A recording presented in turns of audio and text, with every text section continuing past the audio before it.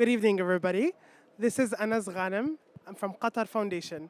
Today, we will gathered here to discuss the role of youth and education in combating climate change. We believe that education is an important component in our fight towards combating climate change. We need to educate and inspire our students to transform our world. Today, I'm very delighted to be joined by an incredible group of 6 students from Qatar and Scotland. We have Julia Penna, a student at Doha Modern School and is the Secretary General of Thaiman Qatar. And we have Abdullah Darwish, President of the MUN program in Qatar at his school at Qatar Academy. And we have Sama Ayoub, a student at Weill Cornell University in Qatar, studying medicine, and is the former president of MUN at her school as well, focusing on climate change last year. And then we have Minna Labib from the University of Edinburgh. She's a PhD student focusing on greenhouse gases, and she also has been working on a MOOC on climate action technologies. And next we have Max Browning from the University of Edinburgh as well. He's majoring in both Chinese and Russian, both very difficult yet very important languages. He happens to speak 6 languages as well, and has founded One Scotland, a nonprofit that helps international students get together in Edinburgh and Glasgow. And we also have Galina Tatuva. She's a PhD student also studying greenhouse gases, and she's been working on an online MOOC that talks about climate solutions. Thank you so much for joining us. What an inspiring and powerful group of students. Before we get started into our panel, we'd like to present to you a video that captures our youth manifesto that our students developed after going to pre-COP 26 in Milan last month. They were an inspiring group of 10 students who joined us in negotiations and conversations in Milan when we were there with Qatar Foundation and Earth Day as well. Our students were at the forefront of discussions, and they got a chance to share their message and requests to leaders. Here's a quick video that captures their message that they've shared in Milan. We are here to turn conversations into action.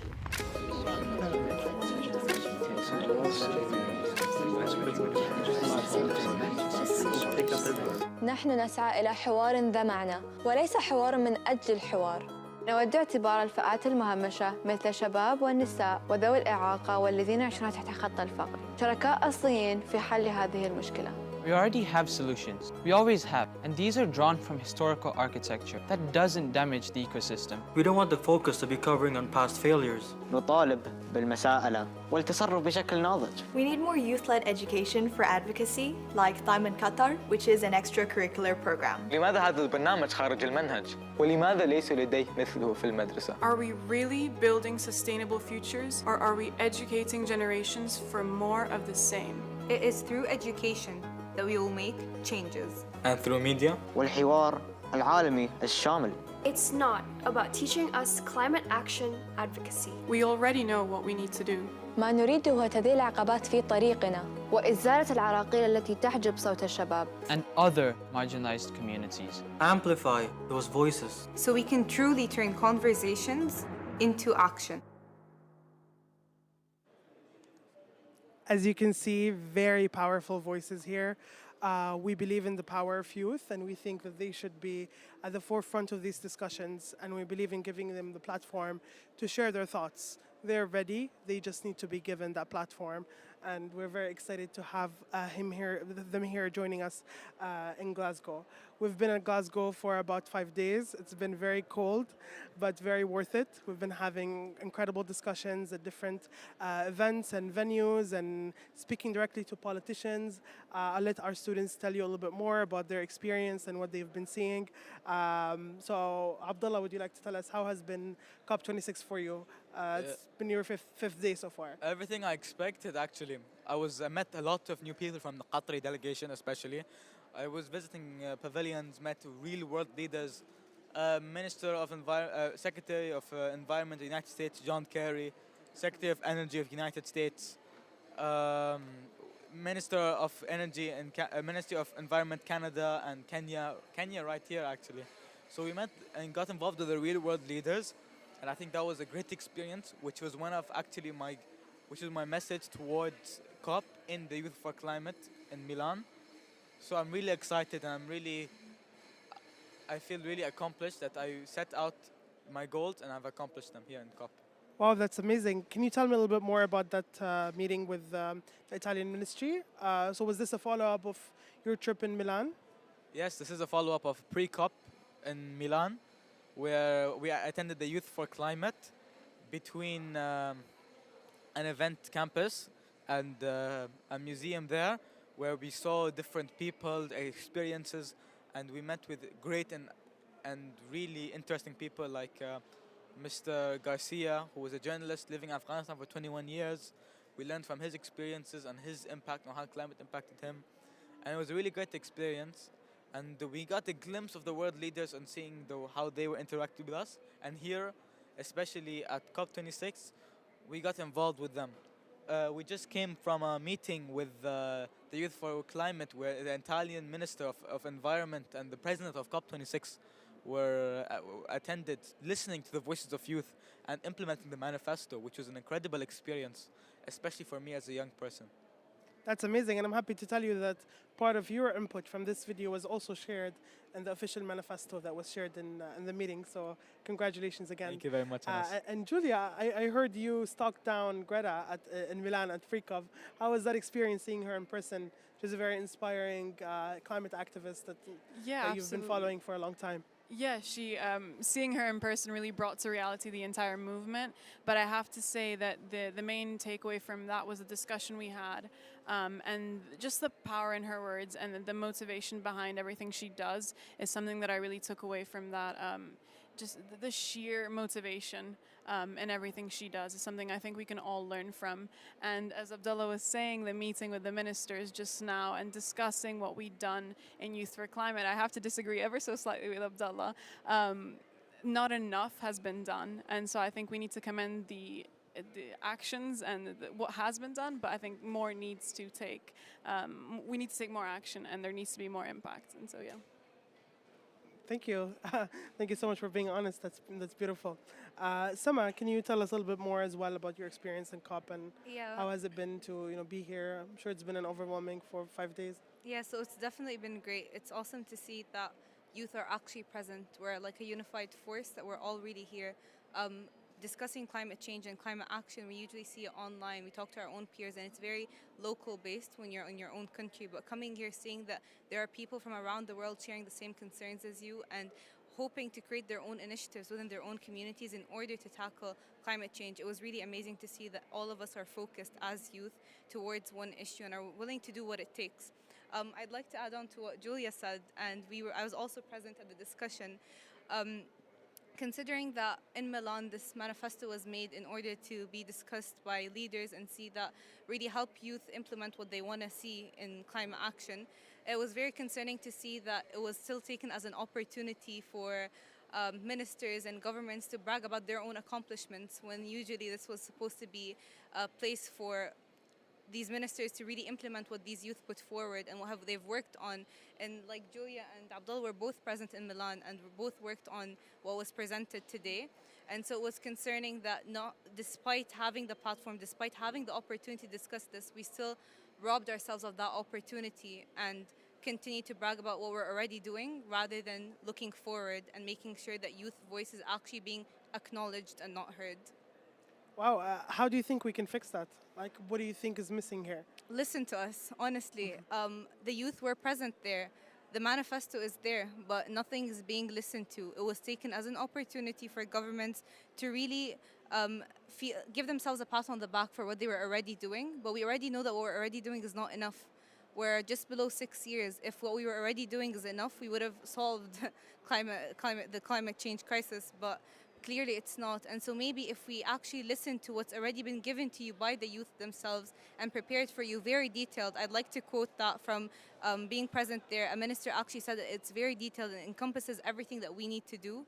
but we're still not acknowledging it. So I think the fault is at the fact that our ministers and our governments aren't really acknowledging what we're doing. And maybe we should have the youth next time administer a conference like this rather than the governments themselves. I believe so. No, you're absolutely right. I think youth do have a strong role here, and they need to be more involved in the decision process. Of course. And make sure that their voice is actually heard. Which brings me to my next question. If one of our students from the University of Edinburgh would answer it, how do you think we can incorporate more climate education into schools? How do you think we can teach our students on climate change and the issue and what we need to do? Minna, would you like to take that? Yeah, sure. So education is a bit of a hot topic, especially today. I think that the education system needs a good hard look. We need to take a good hard look at the education system. Things like the climate crisis and the other challenges that we face, for example, the COVID pandemic, they cut across everything. They cut across all the subjects that are taught. They cut across all the specialties. So in higher education, whether you're studying economics or whether you're studying engineering or languages, these things are part of the climate crisis and they feed into it and they also have solutions for it. So having a holistic approach to education, having an intersectional, interdisciplinary approach is key. No, that's a great point. You're absolutely right. And do you think, how far are we into making that happen? What's missing right now? I think we're still at the very beginning. The conversations have started, which is a good thing, but it's still baby steps and a lot more needs to be done a lot quicker. The youth that are engaged in the climate crisis are here because they educated themselves on it, as opposed to having that education formally or through their organizations. So we're still at the very, very beginning. Not much progress has been made. And I'd also like to see that extended into informal education. So I think that's a very important topic that needs to be addressed. Yeah, it absolutely is important. And I think seeing all of you as a great example is a wonderful example of what we can achieve by involving youth in these programs and teaching them about climate change, because they're empowered. You're empowered. You're ready. You just need to know what it is and what you can do with it. Max, do you want to add anything to that? And you're a bachelor student now, Yeah. so you recently graduated from high school. Did you have any climate change education during your education? Was it missing? And how do you think we can incorporate it more? Yeah, well, I mean, I have to say, at high school, the amount of information that was taught on climate change and global heating was pretty poor. I think this is due to, as Minna's mentioned, there being a lack of an integrated approach to climate education. We can't just have a subject which is called environmentalism or climate change that's taught and for an hour a week, if that, it's not enough. There has to be an integration of climate change and the consequences of climate change into all the subjects that we teach at schools, because it does affect every part of our lives. And I would say that it is now Friday, the end of Friday at COP26. So my take on COP so far has been that it's fantastic that it's taking place in physical form. It has to take place in physical form. But at the same time, there has been a sense that not enough has been done, that we're running out of time. This is possibly the most important conference in world history. So has enough been done so far? I would say that the atmosphere here is positive, but it's a self-congratulatory atmosphere of we've done this, we're sort of working towards this, but there's not really an urgent sense of changing the game dramatically and restructuring things. What I also say is it's great to have different sectors here. Finance has quite a large presence here, but there needs to be a genuine effort across all sectors to play their part, and I think part of that is, very importantly, including the opinions of the young generation, of our generation, the generation that will suffer the hardest from the effects of climate change. So more can still be done, and I hope that we see that happen in the next week. No, you mentioned something about the environment being too positive. Do you think we should be panicking? Yeah, we should definitely be panicking. Everyone should be panicking. And the fact is, if you're 90 or if you're 85, I can see why you wouldn't panic, because you're sitting there thinking, this is the close of my life. I don't have that long left. But for us, you know, we may hopefully have decades to come. So, of course, we're panicking. And it is very frustrating as young people to sit here and think, have we actually had any constructive or positive input into this process? Is what we're doing here today worth it? And the fact that, you know, you've managed to get 6 students here to this panel, I think is quite novel. That a lot of the panels here are quite old in terms of the average age. In general, it's also been difficult as observers to attend the actual negotiations as well, which have often been quite restricted and difficult to get into. So did you get a chance to observe any of the negotiations? I did 1 or 2. I ended up sitting next to Alok Sharma, which was quite lucky. But that, I think, is an exception, and most of the parties and the observers that are here have really struggled to get into events and to contribute effectively to events as well. So something to bear in mind as we come out of this COP. This is not the end. At the end of this COP, we won't have succeeded in any way. You know, we may have agreed upon a few things, but are we implementing it? Only time will tell. Absolutely right. And like following through these promises, are we going to make them happen, or are we just going to talk about them? Exactly. Which brings me to my next point with you, Galina. We talked about panicking, and we need to panic and look at the urgency of the issue. How do you think we can turn this panic into impactful action and meaningful conversations? Because, you know, throwing out a word saying, like, we need to save the planet today is, you know, right, but at the same time is not realistic. You're a PhD student now. You're focusing on greenhouse gases that come from, you know, forests, which is quite impressive. What do you think, what do you think needs to be done to turn this panic into positive action? Thank you, Anna. It's a really good question.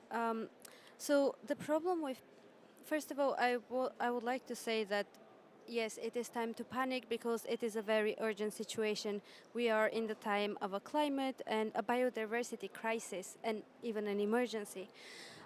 So the panic is a bit inevitable, but the most important thing is to not let this panic turn into inaction, not turn into just being completely overwhelmed and not doing anything. So instead, I'm going to quote Greta here, in action there is hope. So we need to keep doing things. And I would say that how do we turn panic into impactful action? Education is a very important first step.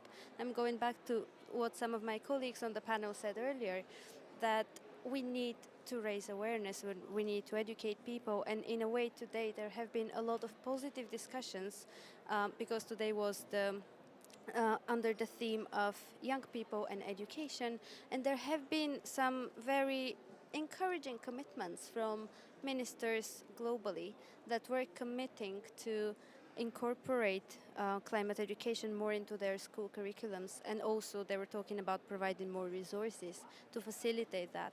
So yeah, my main messages for turning the panic into action is keep doing things and don't let anxiety and depression overwhelm you, and keep in mind that there are a lot of other like-minded people who are also there fighting the good fight.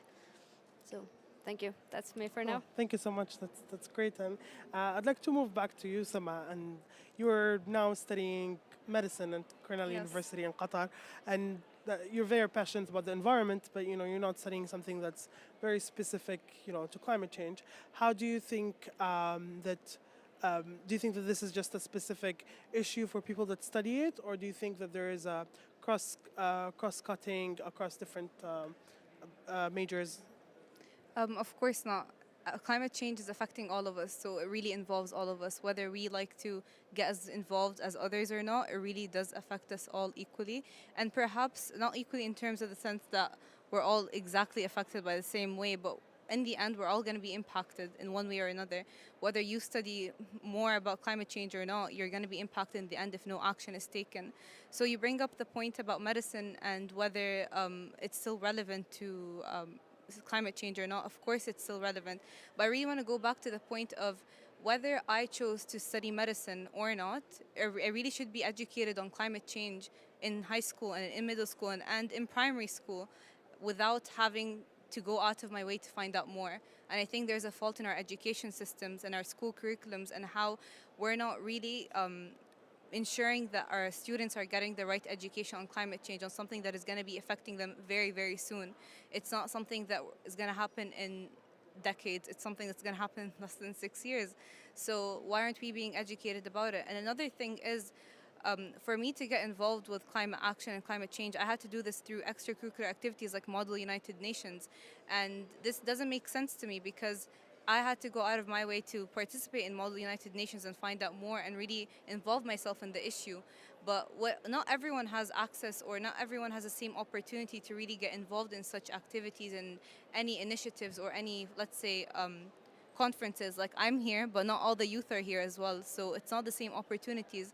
Then why is it that someone like me who's equally passionate doesn't have the same opportunity to learn about climate change? And so I think that we really should focus on educating our youth by embedding climate change and climate action issues within our school curriculums. It should be something that's equal for everyone. I don't have to go out of my way in order to learn it. So whether I decide to be an engineer, decide to be a doctor, or decide to be a teacher, I still know about climate change, and I'm still actively using my passion to become a doctor to also educate others around me about climate change. So I think it really affects us all. So despite what path you choose in life, we all should have the same equal opportunity to show initiative towards climate action. I really love the thing you said about if this is something that I want to do, why do I have to go out of my way to study it? Why isn't it part of my curriculum? And you're part of this program, and it's an extracurricular program. How do you think we can bring in more programs like Thyman into the actual curriculum and the education that students are studying? So of course, Model United Nations is one of the programs that is very strong in the way that it educates youth and makes them empowered enough to understand issues, and not only climate change, issues in general, our world issues, and really act on them. But the problem is Model United Nations, of course, like I mentioned earlier, it's an extracurricular activity. So what we should be doing is seeing what these skills are, what skills are these students benefiting from, what are they gaining from programs like this, from these initiatives, and making sure that they're implemented within the school curriculum. So our learnings of outcome shouldn't be content-based only. It shouldn't be, oh, my student knows this much information about climate change. Instead, it should be my student is equipped with the right skills and the right information and the right resources to take action about an issue that concerns them. So I think the approach itself with education should be in a way that enables students to take initiative and create their own initiatives where they're leading them. And it's not just adults leading them and the students just tagging along, really. I think we need to empower our youth because we are very capable. That sounds like the ideal education system. I noticed a lot of the things that you said resonate with like service learning. Have you done any of that? Have you experienced that in your school? So within service learning, I've been involved in a lot of aspects with service learning in terms of creating initiatives that are not necessarily climate change related, but as a Thyman Qatar previous executive, we ensured that the theme of the conference when I was the Secretary General was climate action. And so we ensured that climate action was very present in everything the students do. So whether you're writing a resolution, writing a research report, whether you're a delegate, a student officer, an admin, whatever you were, you're really still involved with the issue. So our research reports came with an extra section that really focused on climate action and organizations students can get involved in. There is also SDG booklets, which basically gave students the resources, the methodology and everything that they needed to create their own initiatives without the help of, let's say, adults or relying on others but themselves. And so in the end, we really empowered the youth to create their own initiatives. That's really amazing. Abdullah, were you involved in that? When Sama was the president and she organized the... It was a really fun experience, actually. Thyman was a really good conference and Sama was in charge. It was the online one. There was Sema was in charge of 2 conferences, but the one I remember vividly was the one where she went into action and brought service projects back home to Qatar, which I think was an amazing opportunity. At that year in Thyman, each committee room, which held almost 30 students, would go out into the real world and do some tasks that would actually benefit the environment. We took our conversations we had in the committee rooms, debates, negotiations, etc. People wearing my attire. Then we went to plant some trees, so we could see people in suits and ties talking about what they would do, actually take the action. So we would have people take off their shoes, take off the ties, put on some trainers, and plant some trees. So the people in the rooms making the decisions, talking about the solutions, actually took some action, which I think was good training for the future generation of world leaders and change makers to actually get involved in climate action. That's really powerful. So you made them walk the talk, literally, right after their conversations.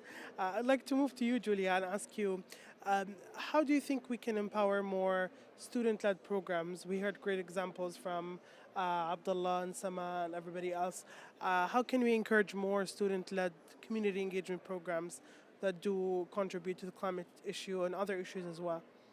Well, I think what links all of our answers here today is that we are centered around providing local solutions to the issues, empowering the local youth through what is happening in our own communities. And so that's everything that you've heard Sama and Abdullah and the students from the University of Edinburgh talk about is exactly this.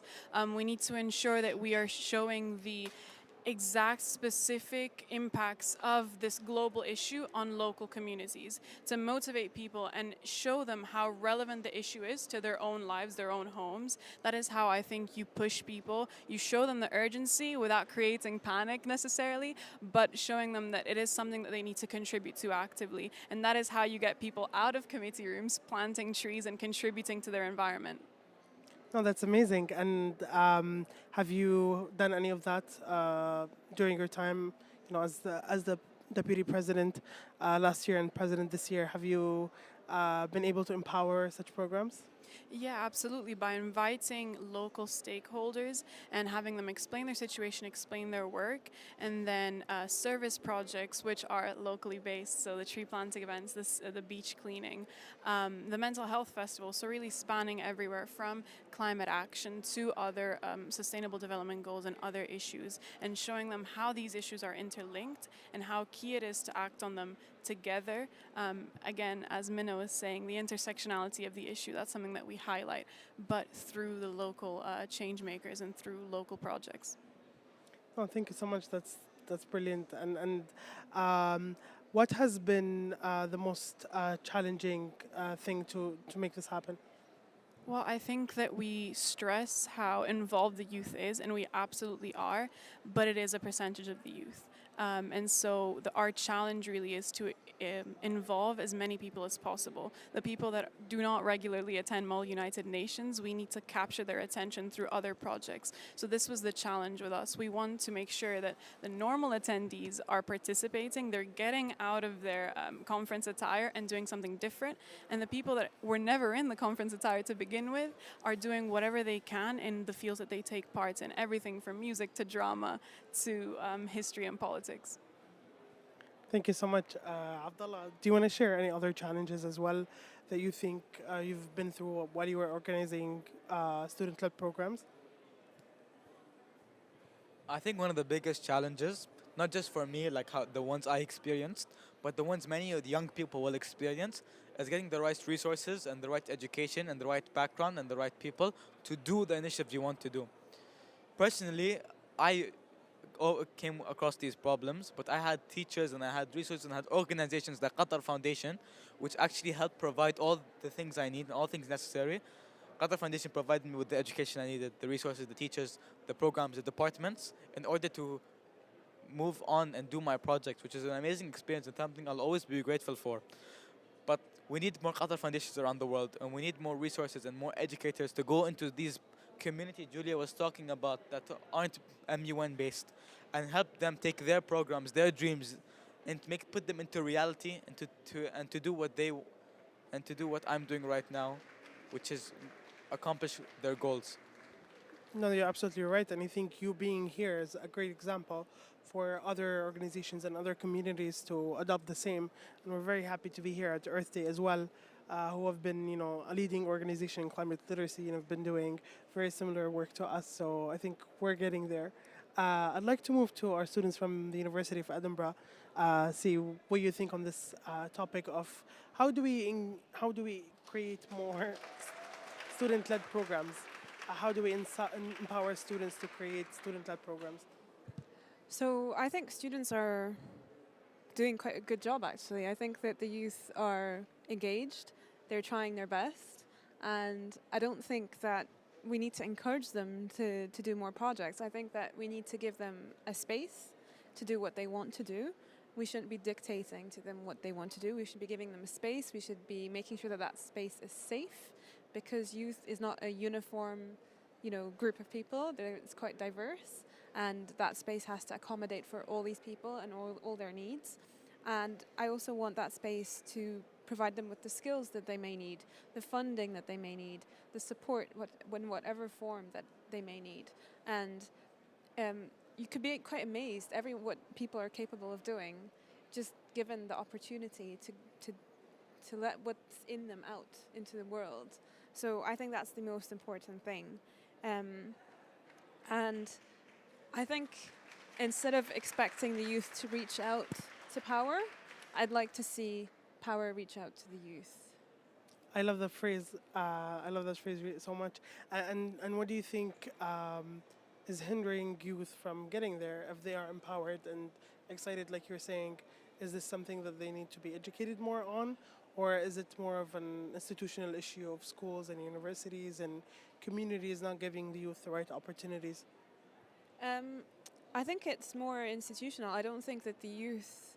I wouldn't put the responsibility on the youth. I think it's more of an institutional problem, not just within schools and universities. I think it's a wider community, structural, hierarchical problem, and quite frankly, the old hierarchy isn't working, so it needs an overhaul. Thank you. You're absolutely right, and I'd like to hear from you, Max, on this. So you've started One Scotland, and you work with students from across Glasgow and different parts of Scotland who are coming from different countries to study in Scotland, and you were able to bring them all together through your platform. What do you think? What do you think was the hardest thing for you to make this happen, and how do you think we can? What's your advice for other youth who want to do the same? Well, I think perhaps the hardest thing about that was that our societies in many ways are not designed to be easy to integrate other nationalities into. So for example, we've seen in Edinburgh and Glasgow, it's a very welcoming city. Both are very, very welcoming cities, and that makes the jobs easier, but there isn't the level of multicultural, multinational collaboration, dialogue that we want to see. And we need that in order to tackle these global challenges more effectively. We have to have a network of people who are brought together by mutual respect and understanding, and who can work together effectively to tackle and find solutions to these problems. The other thing that I would say is that there is no point in disassociating oneself from the climate crisis. So, for example, if you think you're safe because you're in Europe and you're surrounded by green fields, it rains regularly, you have access to good education, you have access to food regularly, you might think, why should I care about the disasters that are happening around you in other countries? The reason you should care, if nothing else, is that because when it gets to 60 degrees in the Middle East or in North Africa and people can no longer live in those regions, those people aren't just going to disappear, they are going to have to go somewhere. And so what we'll see increasing in the next decade, in fact it's happening already, is the number of climate refugees will increase, but also when people leave a region and can't come back because of critical damage that's been done to the eco-structure in there. A whole culture is lost with that as well, and a whole history goes down with the people. So I think in many ways, this is not a crisis that can be compartmentalized into separate countries, and country X is affected worse than country Y. It is a global effort that we need to make to tackle these issues. Absolutely. So it's about not just thinking about ourselves, it's about thinking about the whole world. And it's really crazy, the term of climate refugees wasn't here a few years ago, It's quite a recent thing. We're used to see people migrating for political reasons, for safety, because of wars, because of, major different things that are mostly, human actions, and then now we see climate refugees, which is also a result of human action. Well, exactly. And I mean, just look at what happened to Europe when there was a war in Syria. We had millions of refugees come into Europe, obviously, you know, who had to get away from the danger zone. And it caused chaos in some countries. It caused the rise of nationalism and right-wing political parties. It caused increased racism in those countries, because not only was the society in those countries not geared up to have an influx of people from a different culture, from different countries come in, but also because it was a real shock. It was a sudden thing. And this is what we will see with climate change. People say, oh, it's a gradual issue that, you know, maybe in 2050 you'll start to see, you know, parts of the world that aren't livable in. No. Next year you'll see regions that aren't, you know, that can't be lived in. Islands are going underwater. You know, deserts are becoming hotter. Rainforest is drying up and dying. So this is happening now, and we have to act now. Absolutely, you're right. Thank you so much. Karina, do you have anything to add on that? Max touched on a great point with climate refugees, and how is that going to complicate things so much? Yes, indeed. Climate refugees is a serious issue which is likely to get exacerbated in the future. I would like to add the point that in addition to all the brilliant points which Max already made, we might see the loss of culture, the loss of languages, and most importantly, the loss of knowledge altogether. Because what is happening is that there are refugee camps across Europe already, and very often in those camps, we see people who are brilliant professionals, like highly educated.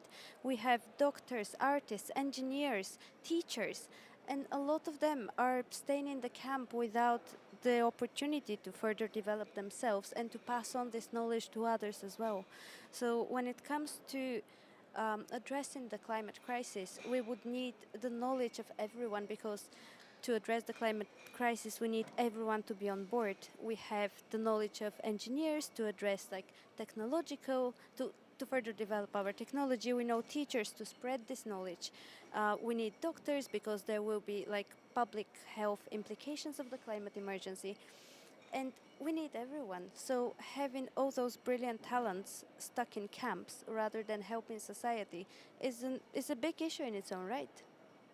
It absolutely is. And talked about knowledge, which brings me to my next question. How do you think we can, how can we teach climate change in schools? Climate literacy is a term that we've been hearing a lot the past few days, and this is one of the biggest asks of the youth manifesto, and the meeting we were just attending. How can we educate youth on climate change? Is this through curriculum, and does it have to be its own subject, or can it be involved in, be integrated into other subjects, or what's your view on that? First of all, I think that climate literacy should be embedded in schools and in universities as well, all throughout. I personally think it's very important to adopt an interconnected approach and holistic, as we previously mentioned as well. And for example, currently people are studying a little bit about climate change in a biology class, a little bit more in a geography class, potentially a bit if you do some economics, but it is very important to study it all together and see the interconnectedness and the linkages between, because climate change affects all aspects of society. And I think it is very important and empowering for students to see all those linkages rather than, we are cutting forests in country A and CO2 levels are rising across the world. There is a link between those, and it is very useful for people to see it from an early stage in their education. Also, I would suggest that climate education is very practical and hands-on, and it allows students the opportunity to actively engage, maybe in an approach such as the reverse classroom, where you have students bringing their own ideas and doing activities rather than just sitting on a chair and being lectured at.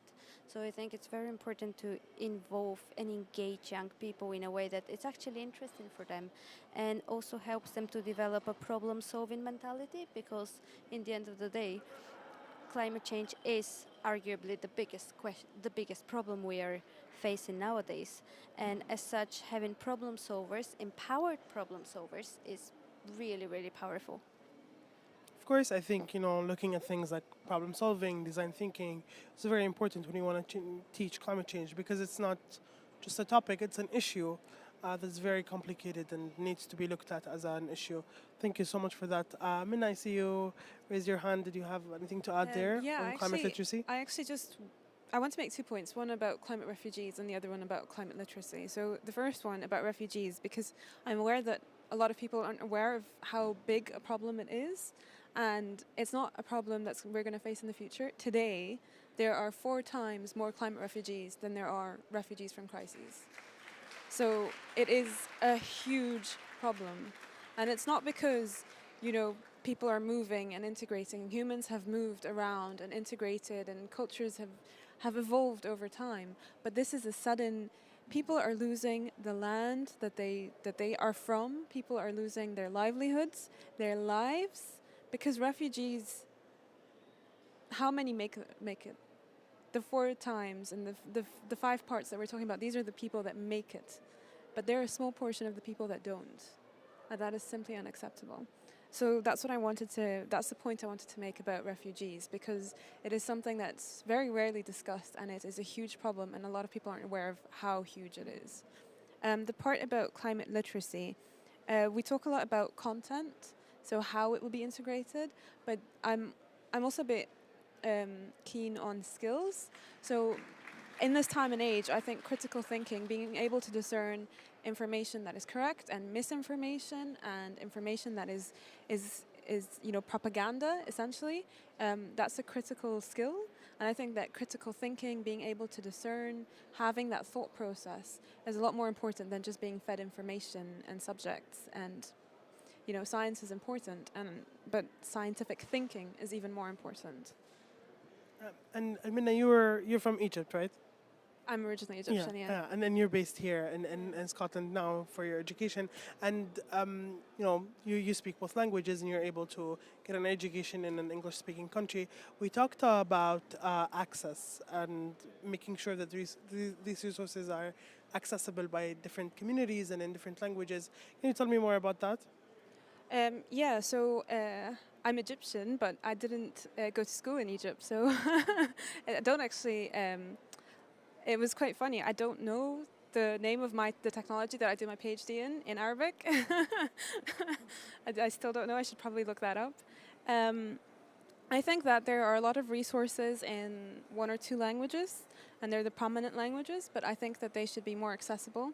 And I think that translation is something that isn't straightforward, because there are nuances in language, and different phrases have different strengths and different powers in different languages, and there's a cultural shift in paradigm. Also, if I was to say, if I wanted to portray the same message, for instance, in Scotland and elsewhere, I'd prioritize the numbers that I use, the statistics that I use, to make it relevant to the people, to be able to reach out to them, to be able to create that rapport and that underlying emotional connection that will open their minds to what I'm saying. So being accessible isn't simply about translating from language to language, but it's also the meaning behind the science and the information, and also the effect on the person that I'm trying to reach. So, the first thing you learn about speaking or public speaking is you think about the audience. The audience is more important than the content and than the speaker. Absolutely, audience matters more than the content. I love that. I think it's very important. I'd like to move to you, Abdullah. You mentioned something in a conversation we were having earlier about making the issue personal, and how can that be done through education? Yeah, a recent report spread out through social media highlighted certain areas where I'm from, Qatar, Doha specifically, where the rising sea level would overtake. And I think when some people saw this report, it mind-boggled them, because in 25 years, certain homes, certain areas, certain commercial buildings are going to sink. So I think it's important, when you're talking about the climate issue specifically, to take a step back and think about how it'll affect you personally. For me, my house is in the red zone. And in 25 to 30 years, according to the statistics, we're going to be underwater. So this actually started allowing me to panic in my neighborhood and everyone around me. We're like, oh, we're going to sink, we're going to go down. And the Minister of Environment of the Marshall Islands was actually telling me it's a pressing issue. Slowly, every month, more people are losing their homes, which is something insane. Everybody is impacted by climate change in their own way. You might not think of it now, but 1.5 degrees is nothing. 1.5 degrees in Qatar, when you say it's 1.5 degrees cooler, it's like, okay, and it's 45 degrees here, 45 Celsius. So what? In Scotland, 1.5 degree hotter isn't going to make a difference either. It's 1.5 degrees, it's -3. So you have to think about how this 1.5 degrees will not only impact where you live, but will impact how the ice caps, how 1.5 degree can make or break the ice caps. And that will cause sea level to rise and cause several other issues. The Thames could overflow. Places in London could overflow. My house also sits on the Thames, so we could be, so different people have different situations which allow them to think about how climate change should impact them. That's really powerful, and it connects to what Max was just saying about it being everybody's issue. But it's also important that we relate it to every different community. If I just tell you that, the sea levels are getting higher in Antarctica, it's not going to mean so much to you as it's gonna be your neighbor's home is about to sink in 10 years from today. So it's very important to look at it from a local yet global perspective. Which brings me to you, Julia. So you're Italian and you live in Qatar, and I'd call you a global citizen. How do you think we can mix the local and the global and integrating localized curriculum into education that's about climate change? Well, I think, non-surprisingly, I think the answer to everything we've been saying here is involve the youth. Involve us in the conversation, because we are the global citizens. We are the ones that are taking action. We are the ones that are starting the initiatives, and yet we have no say in our curriculum. Our curriculum doesn't even exist yet. There is no climate curriculum that is out right now. So the way that we include everything we have said is include us in what you're doing, include us in the action, make sure that everything that we've said so far is part of the action, is part of the curriculum. And so me being a global citizen should be part of that, and I should have some voice in that. But not just me, but the people that I represent here today, the people back in Doha who don't have the opportunities that I have. They're not here right now and that I'm representing. Talk a lot about opportunity. Why do you think we don't have enough opportunities? You were saying that, earlier you and Sama as well were talking about opportunity, and that there are not enough opportunities for youth to be involved. Why do you think that? Well, I think that it's very much restricted to a very small number of youth and in highly privileged situations. And so we're all here today because of the opportunities that have been provided to us, as Abdullah was saying, by Qatar Foundation, by the environment that we live in. But there is a massive divide between what we are able to do and what people in other countries are able to do. So as you were saying, I'm Italian. The people back home, I come from a very small village in southern Italy. The people back home have no idea that this is something that they could do with their own voice. And so there is a divide even in what you would say are more economically developed countries. There is this same division that we need to bridge. And so this is one of the main reasons I think that there is a lack of inclusion of people, because it's centered around privileged communities. No, that's very important, and I see that Max has had his hand up. Did you have anything to add? Oh, Sama as well? I just wanted to add on to Julia's point about opportunity in youth. I think there's an important distinction between having a youth sample or delegation at COP26 and having a representative youth sample or delegation, because like we've mentioned earlier several times actually, we're very privileged to be here, and we are initially privileged, and that's why we had the opportunity to be here. So we are affected to some extent by climate change, but why aren't the most affected? Why aren't their voices present here? There's another thing, is we represent youth as much as we can. We represent the ideas that we all share as much as we can at COP26, but at the same time, there are people protesting outside today, And are their voices taken into consideration is a question that we must ask ourselves, because if their voices were taken into consideration, I don't believe there would be a need for a protest. And so perhaps we need to be reassessing, yes, we have youth at COP26, but do we have youth so world leaders can feel like good about themselves that they've involved youth voice? Or is it because we're actually being heard and acknowledged? And I think it's something very important that privilege has led us to be here, but perhaps we're not going to be actually acknowledged and listened to. And we need a representative youth delegation, not just a youth delegation at COP26 or any other conference. Thank you for that, Max. I completely agree with all the points that have been made, and obviously we're privileged to be here, and it is probably because we're already in a position of privilege. So we're lucky to be here, but that it comes from privilege. So a very good point made. Also, of course, hundreds of members that weren't able to travel because of restrictions, visa restrictions, for example. So some are calling it the most accessible COP ever. I would challenge that and say perhaps not. But I wanted to also touch on a point which we raised earlier, which was language, and not just foreign language. I'd say look at the English language as well, because the urgency of the situation is being subverted in some ways. Because what is the difference between saying global warming and global heating? Global heating feels more urgent, and yet we use the word global warming. Now, there was a debate at the time which word to use, and unfortunately I think corporates pushed for global warming. It sounded like there was more time to act. Same goes for things like hydrogen. We now have 3 types of hydrogen. We have grey hydrogen, blue hydrogen, and green hydrogen. But we have grey hydrogen to make blue and green hydrogen seem better, whereas blue hydrogen is still not great. Yet by saying that we're not using grey hydrogen, you make it seem like you're doing something better than you actually are. So phraseology and language is really, really important. Words are very powerful and they can change so much. Exactly. They change the perception of everything. Yeah, you're absolutely right. And I think looking at not just foreign languages, but also your own language is very important. Galina, did you want to add something? Because I want to open the space to our audience as well for questions. Yeah, this was a really good point about languages. And I just quickly want to add that by distracting the attention and Max, did you say subverting?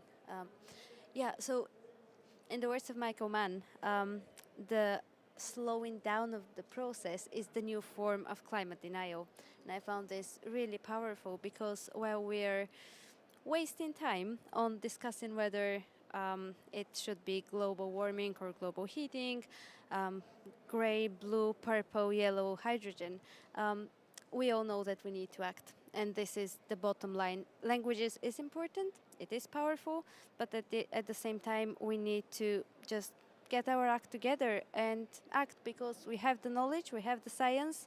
Now we need coordinated effort and just act on climate change. Thank you so much. That's powerful. It's a multi-sided effort. I think it's about everyone doing everything. I want to open the space for questions from our audience. Please.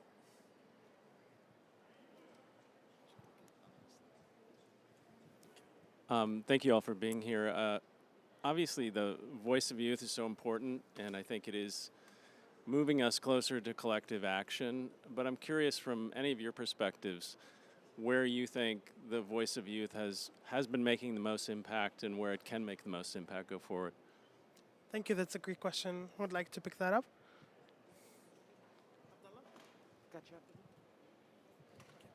I think the voice of youth is making the most impact and being picked up especially by the media. Media is playing a huge and critical point in our lives. I think everyone in this conference has some affiliation to social media, media in general, etc. So more young people are accessing this social media in general, and they're able to spread things more easily, and they're able to post and take and capture moments in their lives and spread messages. There's one of my teachers once told me, social media is a scary thing or a powerful thing. It could be a blessing or a curse. But the good thing about social media is everyone has an opinion. The bad thing about social media is everyone has an opinion. So, it could be a thing where media about the climate is being spread, but also could be misinformation about the climate is being spread. However, the youth is very keen on spreading the right information, factualizing it, and spreading it. I think one of the Mabel members here talked about the misinformation and spread the fake news, and I think that was a very important point. We had a workshop lecture in Milan with journalist Mr. Garcia, as I mentioned before, who made a panel just about fake news, and we learned much about him. And the role of youth was spreading it around. I think, to answer your question, the youth is most powerful to their peers. So I'm here on behalf of the Qataris in my school, and I'd like to thank the Qataris in Doha. And I'll be representing them here and coming back and telling them my experiences, what I learned, my role with climate change, and that will hopefully spark some motivation in them, some resilience to what's happening in the climate, and hopefully motivation to push climate action. Thank you so much, Abdullah. That's a great answer. Thank you, I Anas. want to take just one more question from our audience before we wrap up the discussion. Thank you very much. I think for me, I want to know only two things from all the work you're doing. One, I think we also shared it in the first sessions. We're trying to know the motivation, that what motivates you to continue doing your work, because I'm one who works with young people mostly, and I've seen most of them still fearing to come out. And today, after hearing from Aisha, the first session, I was really inspired. If we could get like 10 of them, or even could get more of them, I think we would solve these things very quickly. So I want to know one thing about what motivates all of you, and actually where you think we need to strengthen mostly as young people in terms of doing this work. Then the other question is, would you support or push your governments to sign on to a declaration if it was there? Because initially there are negotiations that are happening in the rooms are mostly about, SCE updating. So they keep updating every year. We come back, we negotiate. It ends, we update. So we're like, the same story happens each and every year. So we are not getting anything practical out from countries. So what can we do? Or where do you think we can strengthen all our collaboration as young people and maybe push our governments to a declaration, maybe also commit some funding? Thank you. Thank you for that. I think just given our time, if we can give each one of you like 15 seconds to quickly tell us what inspired you to be here and get to this point. So we just go around quickly. We have 15 seconds to tell us what inspired you to take climate change and commit to this issue. You mentioned Aisha in your question, and I'd like to build on her answer. She mentioned love, and that's, I think, what motivates me. And that's exactly what she said. And the love for our communities, for our families, for everyone who is impacted, and that drives us to fight. And then ending the cycle of empty promises, pushing governments. I would absolutely push my government, the Qatari government, to sign on to any declaration that helps end this useless, absolutely useless cycle. So yes, I think that's my 15 seconds. Thank you. 1, 2, 3, go. So what pushes me and what motivates me is my country. We're a rapidly growing economy, and we've built our economy on hydrocarbons. However, we're rapidly changing, and more members of the youth have to get involved and represent us in these events. So what motivates me is portraying my country's struggle and now triumph and turning green and sustainable. And I think my government's pushing me and not the other way around and becoming more green and presenting this message across the world. Thanks, Abdullah. Sama? I think to keep it short and sweet, I'd say I believe in youth, and I also believe, like you mentioned, the ongoing cycles of negotiations. Then we say, yes, we're going to do it, and then blah, blah, blah, next year, same thing over and over again. I believe that to a great extent that youth are more capable and competent in making decisions than those in the rooms making these decisions for us. So what really motivates me is knowing that once we're there, we're going to make more of a difference than they have ever in these past, let's say, 26 COPs. I'll try to answer both your questions really quickly. So my motivation is lived experiences. I grew up in Southern Africa, And I was born in a year of severe drought, and my brother was born in a year of severe drought. And the year he was born in was, the entire continent was a net food supporter. And for anyone who knows Africa, that is insane. And his first word was water. And his second word was please. And we were privileged. I don't even want to know what happened to the other children. So that, to me, is heartbreaking, and that's what drives me. I know what climate change does, and I feel it. And these are my people. The other question about what the negotiations institutionalize diversity. So at local, national government levels and at international levels, so like the UN, I want to see youth and other minority groups in the room making decisions, and that's what we should be lobbying governments for. Thank you, Manal. Wrapping up, 30 Okay, seconds. very quickly, in response to both your questions, first answer I would say is what motivates me is the chance to make sure humans don't destroy the world, that our legacy isn't that we ruined everything, that there is still a chance to try and rectify some of the wrongs and to mitigate the damage. And in response to your second question, I would say to my government, don't sign on to something if you don't intend to uphold what you're signing on to, because it's better to see that you haven't signed something and know that they're not going to take part in that activity than to be fake and sign on to something and pretend like you're actually doing it. So. Thank you. What motivates me is the love for knowledge and the love for science and also the love for nature. I think it is very important to protect the existing knowledge we have and to build upon it, and also to protect ecosystems, because the live world in is absolutely fantastic, and let's protect it as much as we can. And as to your second question, I think that all the protests which are already happening is sending a very clear message to governments, and we need to, us as a society, we need to show that we care about climate change, and that if a government decides to implement, for example, a carbon tax or any other regulations, we are going to support it because we realize the importance of and the urgency of climate change. Thank you. Thank you so much, and thank you to all of you. I'm really inspired today. I don't know about our audience, but you inspired me so much, and I'm so proud of everything that we achieved. Thank you so much to our online audience as well for joining us through the power of the internet. I hope this was inspiring and as powerful as it was for me and for our audience in person. Thank you so much for joining us again, and please keep in touch with us at the Earth Day Network and Qatar Foundation as we continue to unlock human potential and work together towards combating climate change. Thank you so much for joining us.